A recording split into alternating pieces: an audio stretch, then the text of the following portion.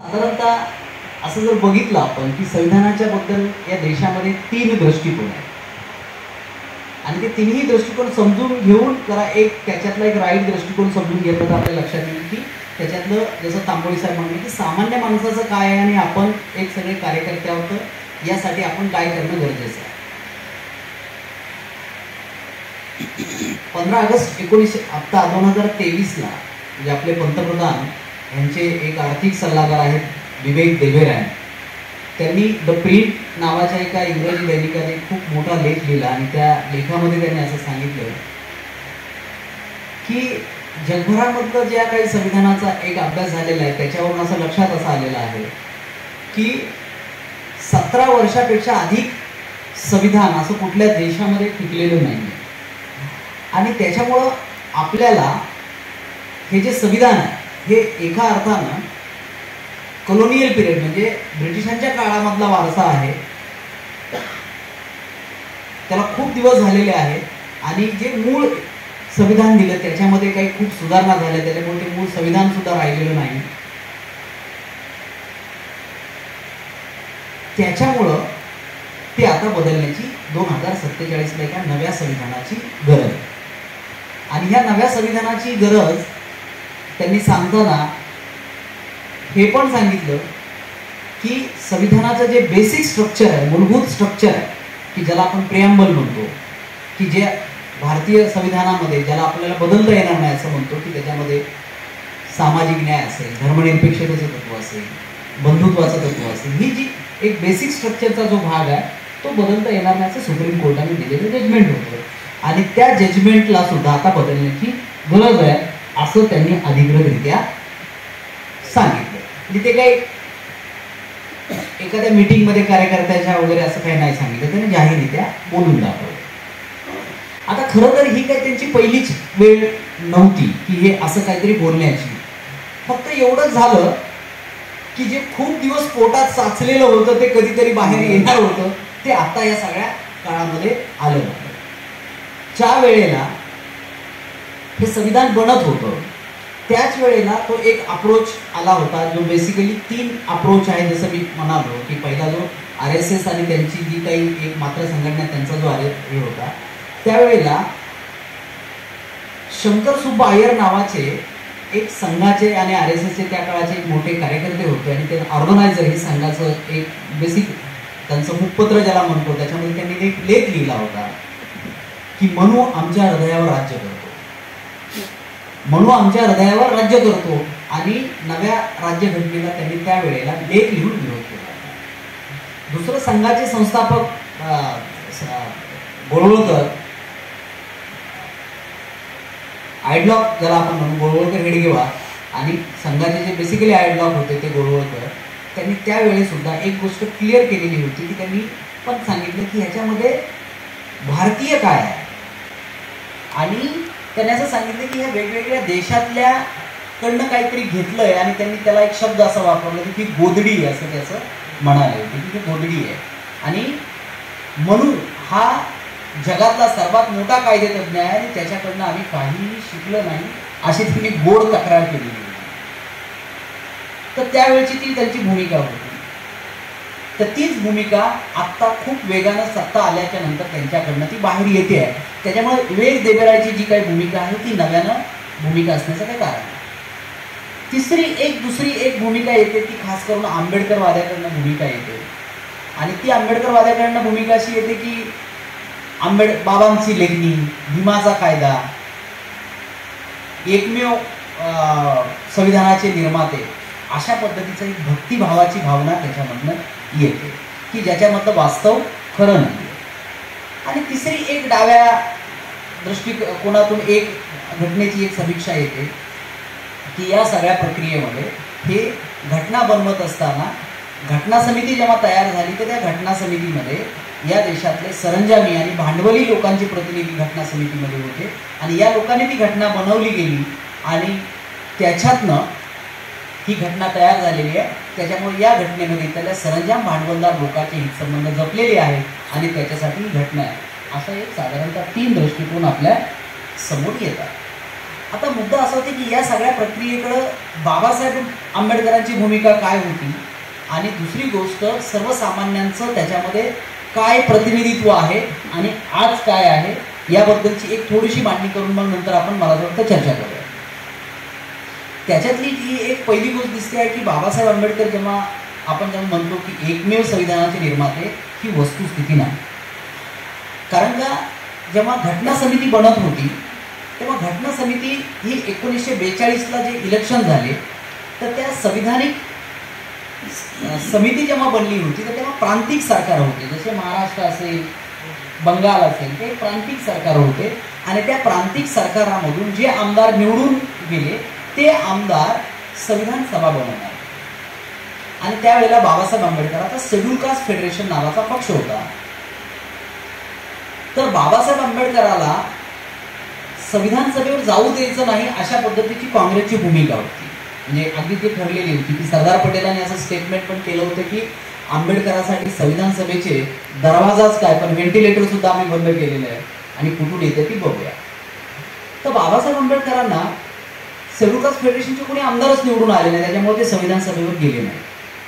तेव्हा बाबासाहेब आंबेडकरांनी state and minority नावाचा एक ड्राफ्ट केला आणि त्यांनी सांगितलं की हेच आमच्या आता संविधान सभेला दलितांचं म्हणून किंवा इकडल्या जे शोषित लोक आहेत त्यांचं हे मेमोरंडम आहे, हीच आमची भूमिका आहे आणि ही घटना समितीनं स्वीकारावी असं त्यांनी ते लिहिलं. आणि त्या अर्थानं खऱ्या अर्थानं ते बाबासाहेबांचं मूळ संविधान आहे, कारण का त्याच्यामध्ये कोणी हस्तक्षेप केलेला नव्हता, ते बाबासाहेबांनी स्वतः बनवलेलं डॉक्युमेंट.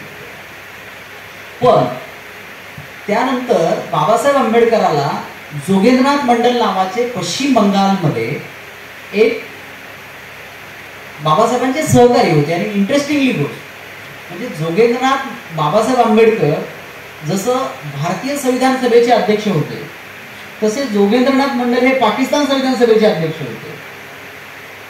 आणि जोगेंद्रनाथ मंडलांनी मुस्लिम लीगच्या मदतीनं बाबासाहेब आंबेडकरांना खुलना आणि जसनोर मतदारसंघातून निवडून आणलं संविधान सभेत मुस्लिम लीगच्या मदतीनं. आणि बाबासाहेब खुलना आणि जसनोरमध्ये संविधान सभेचे सदस्य झाले. तोपर्यंत मुस्लिम लीगचा प्रवेश संविधान सभेमध्ये झालेला नव्हता, कारण का मुस्लिम लीगनं संविधान सभेवर बहिष्कार टाकलेला होता. आणि ही घटना पुढे जाणार होती आणि गांधी आणि या सगळ्या लोकांचे प्रयत्न असे होते की मुस्लिम लीगनं संविधान सभेमध्ये यावं. पण पार्टिशन आणि ही सगळी एक प्रक्रिया जोरात सुरू झालेली होती. आणि त्यावेळेला बाबासाहेब आंबेडकरांनी खूप इंटरेस्टिंगली एक भूमिका त्या काळात तिथं असं मांडली होती की मुस्लिम लीगनं आतमध्ये यावं संविधान सभेवर, वेगळ्या देशाची मागणी वगैरे करून अशी भूमिका घेतली होती.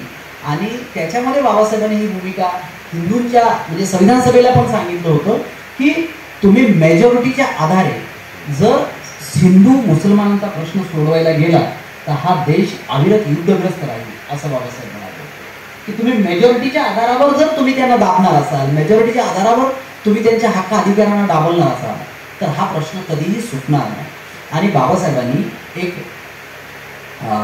बर्न नावाचा एक फिलॉसॉफर होता, त्याला कोट करत असं ते म्हणाले होते की एक वेळ सत्ता देणं सोपं असतं पण शहाणपणा देणं अवघड आहे, अशक्य गोष्ट आहे. आज ही संविधान सभा आम्ही सत्ता देतोय पण शहाणपणानं जर वागलं नाही तर हे काहीच होणार नाही. आणि म्हणून बाबासाहेब आंबेडकरांनी संविधानाच्या बद्दलच अशी एक गोष्ट केली होती की ते असं म्हणाले की आज संविधान सभा आम्ही 25 नोव्हेंबरचं भाषण कायम वाचतो 26 नोव्हेंबरचं, पण त्याच्या अगोदर एक 25 नोव्हेंबरला त्यांनी संविधान सुपूर्द करताना जे भाषण केलं होतं ते मला असं वाटतं बाबासाहेबांचं मूळ संविधान आहे. आणि तिथे त्यांनी एक विधान केलं होतं की ते संविधान समजायला आम्हाला खूप महत्त्वाची गोष्ट आहे की ते असं म्हणाले होते की आज आम्ही एका परस्पर विसंगत जीवनामध्ये प्रवेश करतो आहे. एक मत एक मूल्य या न्यायानं आम्ही राजकीय समानता प्रस्थापित करत आहोत, परंतु जोपर्यंत या देशामध्ये सामाजिक आणि आर्थिक समानता प्रस्थापित होणार नाही तोपर्यंत या देशातल्या लोकशाहीला काही भवितव्य असणार नाही. आणि ते असं म्हणाले होते की हा देशाची जी एक मनस्थिती आहे, या देशाचा जो मानस आहे हा बाबासाहेबांना नीट माहीत होता. आणि म्हणून बाबासाहेब आंबेडकरांनी असं विधान केलं होतं की आम्ही शेणाच्या ढिगाऱ्यावर हा बांधलेला राजमहाल आहे.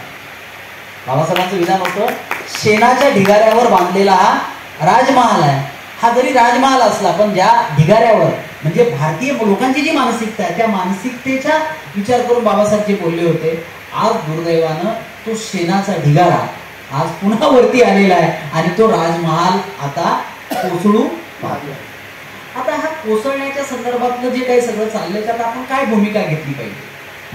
आपण सगळेजण एक कार्यकर्ते आहोत. तर बेसिकली आपल्याला घटनेने सगळ्याला जातीच्या धर्माच्या पलीकडे जाऊन संविधानानं आपल्या सर्वांना काय दिलं मला असं वाटतं, तर पहिल्यांदा जाती आणि धर्माच्या पलीकडची ओळख जाऊन आपण या देशाचे नागरिक आहोत, सिटिजन आहोत आणि त्या सिटिजनला इथल्या सगळ्या नागरिकांना जे अधिकार आहेत, ज्या सगळ्या वेगवेगळ्या जाती धर्माच्या अधिकारांना तेच सगळ्यांना आहेत.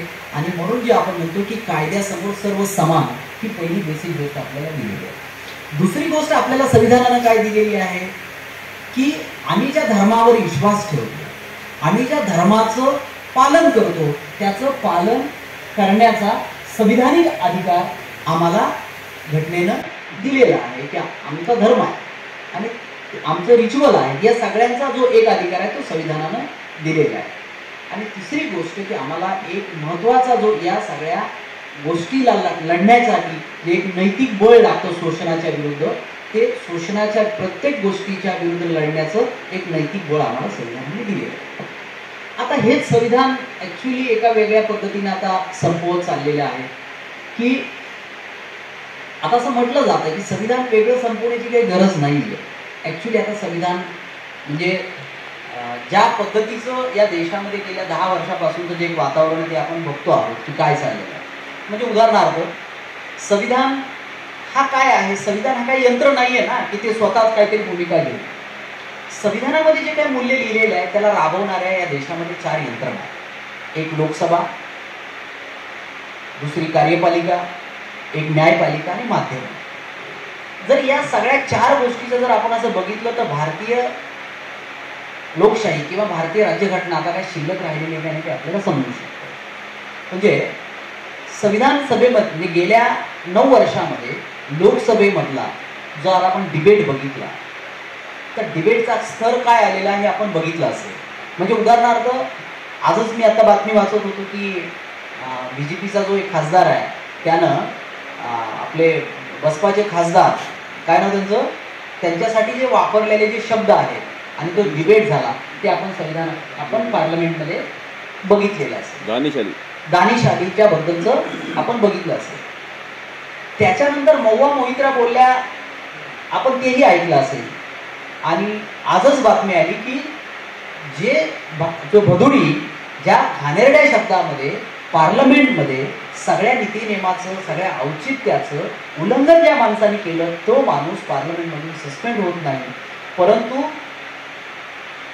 महुआ मोहित्रासारखी लेडीला आणि आज हिंदुस्तान टाइम्समध्ये त्याची बातमी आलेली आहे की तिला असं सांगितलं की ही बाई गुन्हेगार वृत्तीची आहे आणि संविधानाला किंवा सगळ्या नैतिकतेला आणि बाकी संविधानिक मूल्यांना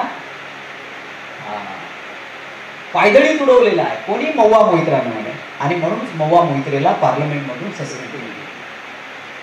काय पद्धतीचं जे चाललंय ते आपण बघतो. दुसरी गोष्ट, राज्यसभा आणि लोकसभा ही महत्वाची सभागृह आहेत आणि राज्यसभा हे वरिष्ठ सभागृह असतं. लोकसभेमधनं अनेक बिल हे राज्यसभेमध्ये जातात आणि राज्यसभेमध्ये त्याची साधक बाधक चर्चा होते आणि त्याच्यानंतर ते पास होते. गेल्या 10-12 दिवसापूर्वी आम्ही खासदार मनोज झांचं व्याख्यान ठेवलं होतं आणि ते सांगत होते आणि माझी त्यांच्याबरोबर चर्चा झाली. गेल्या 9 वर्षामध्ये लोकसभेमध्ये अनेक बिलं हे राज्यसभेत पाठवलेलेच नाही आणि राज्यसभेला कॉर्नर करून हे लोकसभेमध्ये हे बिल पास केले गेलेले आहे. म्हणजे एका अर्थानं राज्यसभेला त्यांनी निष्क्रिय करून टाकलेला आहे. आणि काय म्हणजे उदाहरणार्थ की लोकसभा आणि राज्यसभा असते कशासाठी, तर लोकांच्या प्रश्नाची चर्चा झाली पाहिजे तिथे. परंतु या देशामध्ये शेतकऱ्याच्या प्रश्नावर अगदी 6 वर्षभर आंदोलन झालं, पण शेतकऱ्याच्या प्रश्नाची चर्चा पार्लमेंटमध्ये झाली नाही. पार्लमेंटमध्ये चर्चा न करता बिल पे पास करण्यात आलं. आधार कार्डच्या बद्दल तशीच भूमिका घेतली गेली. त्याच्यानंतर अनेक समित्या असतात की त्याच्यामध्ये अपोजिशनचे लीडर पण असतात आणि त्या समित्या बनल्या जातात. अनेक समित्यामध्ये अपोजिशनचे लीडरच नाही. अशा पद्धतीनं लोकसभाला ज्या पद्धतीची एक मेजॉरिटीच्या आधारावर राज्यसभेला इरिलेव्हंट करून टाकलेलं आहे आणि ऐकूनच न्यायिक प्रक्रियेला त्यांनी इरिलेव्हंट करून टाकलेलं आहे. त्याच्यामुळे संविधान संपवण्याची काही गोष्ट नाही, संविधानिक मूल्याचं पालनच केलं गेलेलं नाही. हे अनेक गोष्टींमध्ये आपल्याला हे दिसतं आहे. दुसरी गोष्ट, न्यायपालिकेमध्ये आपण बघतो आहोत रोज जे वेगवेगळे न्याय येत आहेत, सामान्य माणसाला ज्याला एक लॉजिक नावाची गोष्ट कळते त्या पण माणसाला समजू शकेल की कशा पद्धतीचे न्याय या ठिकाणी यायला सुरुवात झालेली आहे. त्याच्यानंतरचा एक सर्वात महत्त्वाची गोष्ट असते त्या वेगवेगळ्या संस्था असतात. मग ती कॅग असेल, ती रिझर्व्ह बँक असेल, ते निवडणूक आयोग असेल. आता निवडणूक आयोगाच्या संदर्भामध्ये आपल्याला माहीत आहे की निवडणूक आयोगामध्ये की एका निवडणूक आयोगाच्या असताना निवडणूक आयोगाचे प्रमुख असताना त्यांनी स्टेटमेंट केलं की एका पक्षाच्या प्रमुखाकडनं, सर्वोच्च प्रमुखाकडनं किंवा आमच्या पंतप्रधानाकडनं इलेक्शन निवडणूक नियमाचं उल्लंघन झालं आहे. आता तो स्वतंत्र अशी बॉडी आहे, पण त्याच्यानंतर तिसऱ्या दिवशी त्यांना निलंबित करण्यात आलं आणि त्याच्यानंतर त्यांच्या पत्नीच्या घरावर धाडी करण्यात आली. आता या सगळ्या प्रक्रिया ज्या आपल्याला दिसतात, या सगळ्या प्रक्रियेमध्ये आपल्याला एक प्रकारची देशामध्ये संविधानाचं काय चाललेलं आहे हे आपल्याला समजून येतं. म्हणजे एका बाजूला दाखवायला संविधान आहे, पण प्रत्यक्ष जगण्यामध्ये आणि व्यवहारामध्ये आणि लोकांच्या जीवनामध्ये त्याचं काहीही शिल्लक ठेवलेलं नाही. अशा पद्धतीची एक परिस्थिती आता निर्माण झालेली आहे. आता मुद्दा असा आहे की या सगळ्याच्या पलीकडे जाऊन आपण काय करणार आहोत. तर मला असं वाटतं की आता या येणाऱ्या सगळ्या काळामध्ये आपल्या सगळ्याला जोडणारा, जो सर्व जातीला, धर्माला, समूहाला जोडणारा जर दुवा काय असेल तर ते संविधान आहे. म्हणजे मी अनेक लोकांशी जेव्हा बोलत राहतो, म्हणजे उदाहरणार्थ जेव्हा CAA आणि NRCचं आंदोलन सुरू झालं तेव्हा अनेक लोकांनी संविधान घेऊनच उभा राहिलं. कारण का, शोषक सत्तेच्या विरोधात लढत असताना आपल्याला एक नैतिकतेचं बळ लागतं, एक आधार लागतो. शोषक समूह किंवा आपल्यावर अन्याय करणारा वर्ग कायम आपल्याला नैतिकतेचं बळ काढून देत असतो आणि तो आपल्याला एकटं पाडत असतो. अशा वेळेला तो इथल्या दलितांना, इथल्या मुस्लिमांना, इथल्या ख्रिश्चनांना एकटं पाडत असताना आपल्याला आपले मित्र जमवायला लागतील. आणि अशा सगळ्या मित्रत्वाच्या काळामध्ये आपल्याला एक जोडणारा दुवा लागेल आणि तो जोडणारा दुवा संविधान आहे. आणि त्या संविधानाच्या आधारावर आपल्याला ख्रिश्चनांना, मुस्लिमांना, दलितांना आणि त्याला सर्वसामान्य माणसाला जोडणारा तो दुवा आहे. आणि तो दुवा टिकवायचा असेल तर आपल्याला संविधानाची जागृती केली पाहिजे, संविधानाच्या मूल्यांचं आपण परत पुन्हा बोललं पाहिजे. ठीक आहे, आपण 10-15 लोक असो, हा फार महत्त्वाचा मुद्दा नाही आहे, पण किमान त्याच्या निमित्तानं का होईना आता आपण चर्चा करायला लागलेलो आहोत, हीही काही गोष्ट कमी नाही आहे की कधीच आपण त्याच्याबद्दलचा असा विचार केलेला नाही. पण एक गोष्ट आपण समजून घेतली पाहिजे की ठीक आहे, आपण 10 लोक असू, पण आपल्याला आता हीच गोष्ट पुढे घेऊन गेलं पाहिजे की संविधानाच्या आधारेच या देशामध्ये आपल्याला जी काही लढाई लढायला लागेल ती संविधानिक मूल्याचा आधार घेऊनच आपल्याला लढायला लागेल. आणि संविधानच ते आपल्याला लढण्याची जी मूल्य व्यवस्था आहे किंवा लढण्याचं जे नैतिक बळ आहे ते आपल्याला संविधानच आपल्याला पुरवेल. आणि म्हणून आपण संविधानाचा प्रचार, प्रसार आणि त्या मूल्याला आपण पुढे घेऊन गेलं पाहिजे असं मला वाटतं. मी इथं थांबतो आणि आपण काय फार तर चर्चा करायची तर आपण त्याबद्दलची चर्चा करू. धन्यवाद. संविधान ह्याच्यामध्ये सुप्रीम कोर्टामध्ये कसा चालला याच्याबद्दलचा तो खटला आहे आणि साधारणतः 3000 लोकांनी त्याच्यावर सह्या केल्या होत्या असं त्याचं हे आहे. आणि तो खटला होता की जसं की गोवंश हत्याबंदी झाली पाहिजे की नाही झाली पाहिजे आणि साधारणतः सगळे कुरेशी समूह एकत्र आलेला होता आणि त्यांनी ती सुप्रीम कोर्टामध्ये याचिका दाखल केलेली होती. आणि ते की तो त्यांचा एक धार्मिक विधी अधिकार पण आहे. त्याच्यानंतर तो जर आरोग्याचा आणि खाण्याचा प्रश्न असेल तर तोही त्यांचं काय खावा असा सगळा प्रश्न आहे. आणि त्याच्या संदर्भामध्ये ती बिहार, उत्तर प्रदेश ह्या सगळ्या लोकांनी ती एकत्र येऊन ती याचिका दाखल केलेली होती आणि त्याच्या बाजूनं तो निकाल पण दिलेला होता काही. अच्छा, मला त्यातला एक मुद्दा सांगायचा आहे की हे 3000 लोक एकत्र कसे आले असतील किंवा ह्या 3000 लोकांना जोडण्याचा दुवा काय होता. तर बेसिकली या 3000 लोकांना जोडण्याचा दुवा संविधानच होतं की त्या संविधानिक अधिकारासाठीच ही माणसं एकत्र आली आणि ती त्या एका प्रक्रियेनं एकत्र आली आणि त्यासाठी त्यांनी संविधानात आणि सर्वोच्च न्यायालयामध्ये जाणं म्हणजे संविधानिक मूल्याचा स्वीकार करत त्या सगळ्या अन्यायाच्या प्रक्रियेच्या विरोधात लढत राहण्याची जी काही एक गोष्ट होती ती आपल्याला त्या खटल्यामध्ये दिसते. सीए आणि NRCच्या प्रक्रियेमध्ये सुद्धा आपल्याला हेच दिसतं. पण मला असं वाटतं की आता संविधानाची जी पारायण करण्याची गरज नाही. म्हणजे 1, 2, 3 सगळ्या गोष्टी सुरू झालेल्या आहेत की संविधान काहीतरी एक पवित्र पुस्तक आहे आणि त्या पवित्र पुस्तकाला पूजण्याची काहीतरी गोष्ट आहे. जर अशा एका सगळ्या पद्धतीनं जर झालं तर मला असं वाटतंय आपण एका अर्थानं आपल्या शत्रूचंच काम केल्यासारखं होईल. त्या पुस्तकाचं प्रत्यक्ष व्यवहारात आता काय चाललंय याचं जर आपण नीट पॉलिटिक्स आणि राजकारण समजून घेतलं नाही तर मग याचे पारायण करण्यामध्ये किंवा ते हे सगळं करण्यामध्ये काही अर्थ उरणार नाही. आणि म्हणून मी असं म्हणालो की जे 3 दृष्टिकोन सांगितले ते 3 दृष्टिकोन पण समजून सांगितले आणि बेसिकली संविधानाचं राजकारण काय आहे हे राजकारण समजून सांगण्यासाठी गरजेचं आहे. कलीमभाईनं जी मला असं वाटतंय की जी सूचना केली ती महत्त्वाची आहे. पण त्याच्या अगोदर मला असं वाटतंय की असं करता येऊ शकेल का की कलीमभाई सारखे किंवा असे सारखे की महाराष्ट्रातनं संविधानाच्या प्रश्नावर एक 100 ट्रेनर घडवता येतील मुस्लिम समूहामधून, की 1 दिवसाची कार्यशाळा करता येऊ शकेल का की त्याच्यामध्ये 100 महाराष्ट्रभरातून मुस्लिम समाजातली काही तरुण आलेले असतील आणि तीच संविधानाच्या संदर्भामध्ये एक दिवसभराची कार्यशाळा त्याच्यामधनं होईल आणि पुढच्या संबंध काळामध्ये वर्षभरामध्ये वेगवेगळ्या जिल्ह्यामध्ये तशा पद्धतीचा जर कार्यक्रम घेऊन गेली मला असं वाटतं तर ते खूप महत्त्वाचं गोष्ट ठरेल. जसं अंजुबाईनंतर खूप महत्त्वाचा रस्त्यावरचा कार्यक्रम सांगितला पण त्या निमित्तानं एक कार्यशाळा घेऊन एक वक्ते पण त्या निमित्तानं घडले जातील. एक नीटपणे काय बोलायचंय किंवा काय मांडणी केली पाहिजे याबद्दलची खूप सगळी जे प्रशिक्षित कार्यकर्ते आहेत संविधानाबद्दलची ही घडवण्याबद्दलची एक कार्यशाळा मला असं वाटतंय की आयोजित केली पाहिजे आणि ती पुढं गेली पाहिजे असं मला वाटतं.